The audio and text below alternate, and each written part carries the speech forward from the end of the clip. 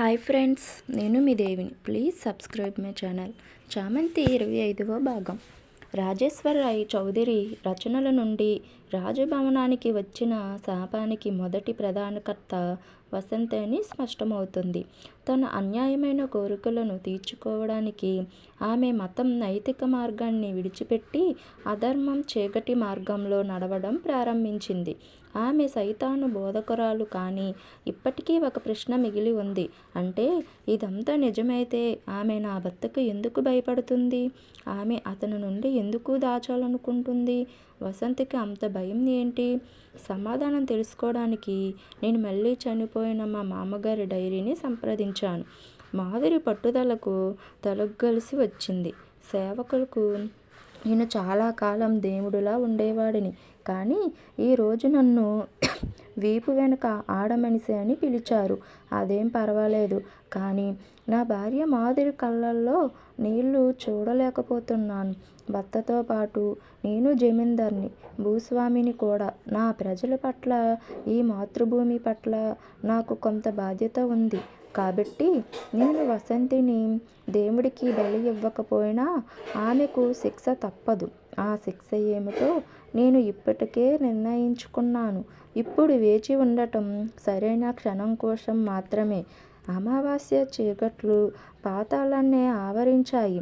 ఉద్యానవనానికి అనుకొని ఉన్న జగదాంబ అమ్మవారి ఆలయంలో వందల వేల మట్టి దీపాల వెలుగు చీకట్లో పుణ్యానికి, స్వచ్ఛతకు ప్రతీకగా మెరిసింది.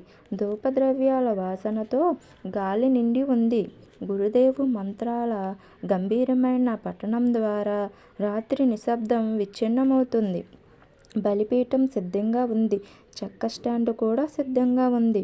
బలికి సరైన క్షణం మాత్రమే రావాల్సి ఉంది.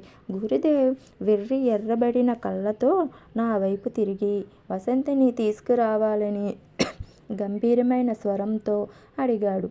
నేను కనుసైగతో సేవకులను ఆదేశించాను. ఈ పని చేయడం తమకు ఇష్టం లేదని, వారి భయంకరమైన కళ్ళు చెబుతున్నాయని. కానీ వారు నా ఆదేశాలను ధిక్కరించారు. కొద్ది క్షణాల్లోనే సజీవ శాపం వసంతి మురికి బట్టలతో, భయంకరమైన కళ్ళతో కనిపిస్తుంది. ఎన్ని రోజులు ఆకలితో అలమటిస్తున్నప్పటికీ సాధారణ మహిళతో పోలిస్తే ఆమె శారీరక బలం రెండింతలు పెరిగింది. ముగ్గురు పని మనిషికి కూడా ఆమెను పట్టుకోవడం కష్టంగా మారుతుంది. ఆమె నిరంతరము పైశాచిక మంత్రాలను జపిస్తూ వస్తుంది. గురుదేవుని సూచనలను అనుసరించి ఆమెను చెక్క స్టాండ్ వైపు నెట్టడంతో ఆమె పగలబడి నవ్వింది.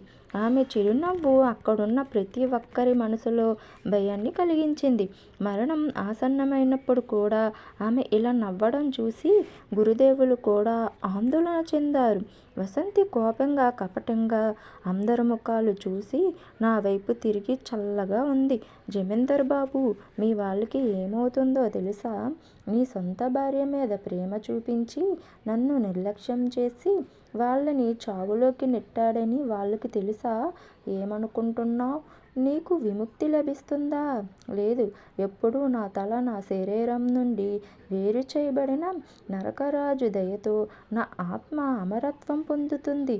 చివరికి నిన్ను నాశనం చేస్తుంది అంటూ నవ్వడం మొదలుపెట్టింది. దీంతో గురుదేవుకు కోపం వచ్చింది. అతను నన్ను పక్కకు నెట్టి తను నిటారుగా ఉన్న చేతిలోని అమ్మవారి విగ్రహం నుండి పదునైన ఆయుధాన్ని ఎంచుకొని వసంతి వైపు వెళ్ళాడు. ఇంతలో వసంతి మాట్లాడిన ప్రతి మాట నా బెదిలో మెదిలింది. నేను ఆమెను చంపినా ఆమెను వదిలించుకోలేనని నాకు తెలుసు. కాబట్టి నేను గురుదేవుని కోపాన్ని పట్టించుకోకుండా అతని దారికి అడ్డుగా నిలిచాను. నా ప్రవర్తన చూసి అందరూ షాకయ్యారు. అసంతృప్తితో గురుదేవ్ అసహ్యంతో శాశ్వతంగా నా నుండి దూరంగా వెళ్ళిపోయాడు. వసంతి మళ్ళీ నవ్వుతూ వాతావరణాన్ని కదిలిస్తూ చెప్పింది. ఏమైంది జమీందార్ బాబు, ఈసారి మనసు మెత్తబడిందా? నన్ను ఒప్పుకుంటావా? కనీసం ఒక్కసారైనా నన్ను అంగీకరించి అత్యంత శక్తివంతమైన సైతాన్ని ఆరాధించండి. ప్రపంచంలోనే అత్యుత్తమ బిడ్డకు తండ్రిగా అవకాశం ఇస్తాను. నీ భార్య చెయ్యలేని ఆనందాన్ని నీకు ఇస్తాను. నేను ఆమె నోటి నుండి కవ్వించే విషంలా ఇంకేమీ మాటలు రానివ్వలేదు. వెంటనే నా నడుముకి కట్టిన పదునైన కత్తితో ఆమె నాలుకను కోశాను. ఆమె నాలుక సగభాగం కోసి నేల మీద పడింది. ఆమె నోటి నుండి రక్తం అదుపు తప్పి కారింది. కోసిన మాంసపు ముక్క నేలపై పడినప్పటికీ అది కాసేపుకి దూకుతూనే ఉంది. కొంతసేపటి తర్వాత అది ఆగిపోయింది. నేను బలిపీఠం నుండి మండుతున్న కట్టెలను తీసి నిప్పంటించాను. వసంతి మండుతున్న కళ్ళతో నా వైపు చూసింది. ఇంత రక్తం పోయినా ఆమె ముఖం ఏమాత్రం వికటించకపోవడం చూసి ఆశ్చర్యపోయాను. ఆమె నిశ్శబ్ద హింసాత్మక చూపులు రాబోయే రోజుల్లో నాకు ఆసన్నమైన ప్రమాదానికి సంకేతాన్ని ఇచ్చాయి. నా ఆదేశాలను అనుసరించి సేవకులు గాయపడిన వసంతిని సెల్లర్కు తీసుకెళ్లి మళ్ళీ జైల్లో పెట్టారు. నా నిర్ణయంతో మాధురి సంతోషిస్తుందని అనుకున్నాను. కానీ ఆమెకు కోపం వచ్చింది. పెళ్ళైన 16 ఏళ్ల తర్వాత తొలిసారిగా ఆమె నాతో గొడవ పడింది. ఆమె ప్రకారం నేను వసంతకి అంత హాని చేసి ఉండకూడదు. చిన్న పాపానికి ఆమెను కఠినంగా శిక్షించాను. మాధురి దూషణను నేను హృదయపూర్వకంగా అంగీకరించాను. జీవితం నాకు ఎంత చూపుతుందో నాకు నిజంగా తెలియదు. బ్రిటిష్ బహదూర్కు నివాళులు అర్పించాలని ఆదేశం జారీ చేసినట్లు ప్రధాన కార్యాలయం నుండి వార్తలు వచ్చాయి. నేను 2 రోజులు అక్కడికి వెళ్ళాలి. నాయబ్ నాతో పాటు వస్తాడు. దారి చాలా పొడవుగా ఉంది కాబట్టి ఇతర సమయాల్లో హెడ్ క్వార్టర్స్కి వెళ్ళే ముందు మాధురి తన చేతులతో నాకు అవసరమైన సామాగ్రిని ప్యాక్ చేసేది. కానీ ఈసారి ఆమె నా దగ్గరకు కూడా రాలేదు. ఆమె ఎప్పుడూ నయనతారతో కలిసి తన గదిలో ఉండడం నేను చూస్తాను. ఒకే వయసులో ఉన్న 2 స్త్రీలు కలిసి ఉంటే వారి సంభాషణలు ముగియవు అని నాకు తెలుసు. కానీ అలాంటి సంభాషణల కోసం భర్త కుటుంబాన్ని కూడా నిర్లక్ష్యం చేయవచ్చని నాకు తెలియదు. ఇంతలో నాయబ్ ధీరేంద్రనాథ్ ఒక ప్రత్యేక కారణంతో ఈ రాత్రి నన్ను కలవాలనుకున్నాడు. కానీ అతను కలవలేదు. ఎందుకో చెప్పు? అతను నాకు అన్నీ ప్రైవేటుగా చెబుతానని మాత్రమే చెప్పాడు.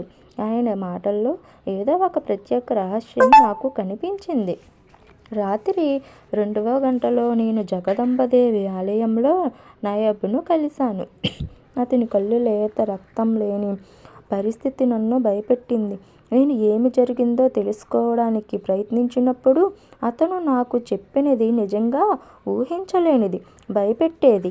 నా సోదరి నయనతార తన అత్తగారితో కలిసి తీర్థయాత్రకు వెళ్ళి వివిధ ప్రాంతాలకు వెళ్ళి చివరకు అస్సాంకు చేరుకుంది. నిజానికి ఈ విషయం మాకు తెలుసు. కానీ నయనతార ఎక్కడ ఉందో జనాల దృష్టిలో కనిపించకుండా పోయిన తర్వాత ఏం చేస్తుందో మాలో ఎవ్వరికీ తెలియదు.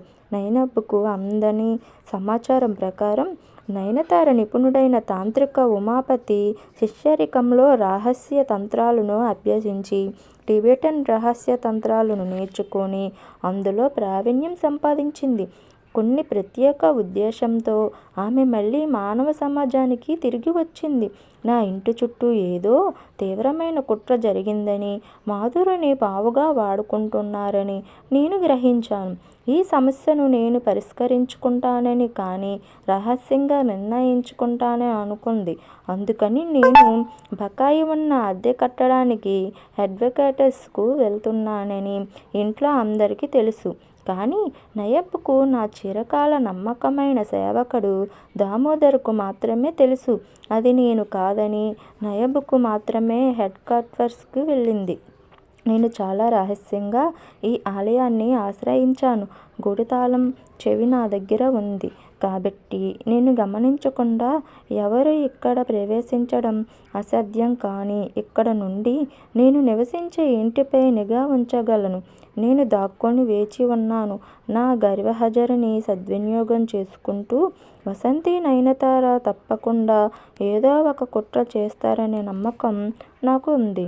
నా అంచనా ఖచ్చితంగా సరైనది. నేను లేకపోవడాన్ని సద్వినియోగం చేసుకొని మాధురి వసంతిని సెల్లర్ జైలు నుండి విడిపించింది. వాక్శక్తి పోయినా ఆమెలో తిరుగుబాటు, కోపం ఏమాత్రం తగ్గలేదని దామోదరు నోటి నుంచి విన్నాను. సేవకుల పని మనుషులు మా యొక్క ఇటువంటి అనాలోచిత చర్యతో అవమానించబడ్డారు, భయపడ్డారు. వారిలో చాలామంది ప్రాణాలు కాపాడుకునేందుకు పారిపోయారు. అక్కడ ఉన్న మిగిలిన కొద్దిమంది కూడా తమ ప్రాణాలను కోల్పోతారనే భయంతో ఉన్నారు. ఈరోజు దామోదర్ మాట్లాడుతూ కొద్దిమంది పనివాళ్లతో 3 తప్పిపోయారని, వారి జాడ లేదని చెప్పారు. మరోవైపు వసంతి, నయనతార ఇద్దరూ ఈ రాత్రి దక్షిణం చివరలో మూలలో ఉన్న గదిలో ఒక యజ్ఞం చేయబోతున్నారు. ఇది తెలిసి నా మనసు చలించిపోయింది. అసలు ఈ ఇద్దరు ఆడవాళ్ళు ఏం చేస్తున్నారో నాకు తెలియదు. నేను చాలా సాధారణ మనిషిని. ఈ దుష్టశక్తికి వ్యతిరేకంగా నేను ఒంటరిగా నిలబడటం ఎలా సాధ్యం? గురుదేవుకు వార్త పంపిన ప్రయోజనం లేకపోయింది. అతను వసంతి సంఘటనపై ఇప్పటికీ కోపంగా ఉన్నాడు. కానీ అతను ఒక లేఖ ద్వారా నాకు మెసేజ్ ద్వారా సమాచారం పంపాడు.